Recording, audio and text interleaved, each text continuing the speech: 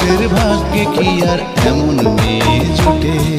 সব মেয়েরই কপালে কি প্রেমের গোলাপ ফোটে। একটু দেখা হয়, একটু পরিচয়, তারপরেই তো কোনো কিছু ভাল লাগে না মোটে। সব মেয়েরই কপালে কি প্রেমের গোলাপ ফোটে। সব পুরুষের ভাগ্যে কি আর এমন মেয়ে জোটে? একটু দেখা হয়, একটু